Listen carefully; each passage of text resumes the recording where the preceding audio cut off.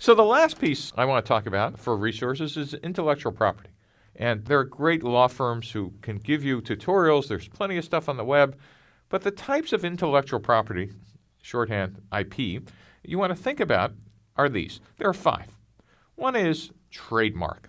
And trademark means what can you protect is branding, like the Nike swoosh. And the examples could be marks or logos or slogans. Other type of intellectual property could be copyright.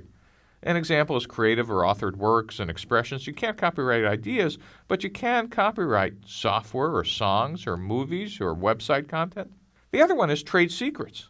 Well, I don't want to patent this because somebody's going to read the patent, they'll figure it out.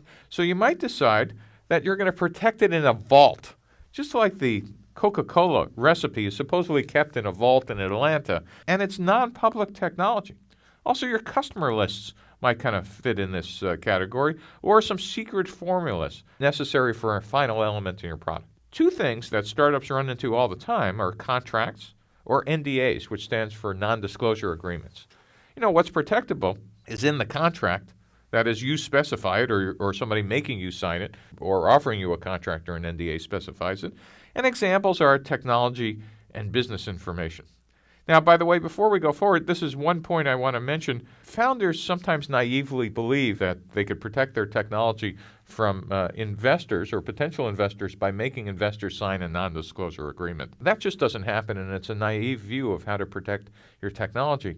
My suggestion is, by the way, don't put your source code, your firmware, or your deep insight in the first presentation, because you're never going to have somebody push a bag of money at you across the table over a series of PowerPoint slides. In fact, if an investor is interested and you're now in meeting 2, 3, or 4, and they say, listen, for us to really proceed, we need to have you open the hood and let us or a consultant take a look. The next question to ask is, well, if we do that and it meets these following criteria, is there an investment or not? And if the answer is yes, then you can make them, or at least require an NDA, because they've gone down the path of interest with you and are serious.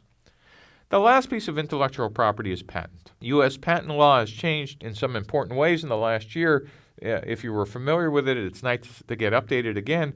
What's protectable are inventions. And typical examples are new technology. You've invented something new, some hardware or algorithm or software, etc. Getting a patent is kind of important.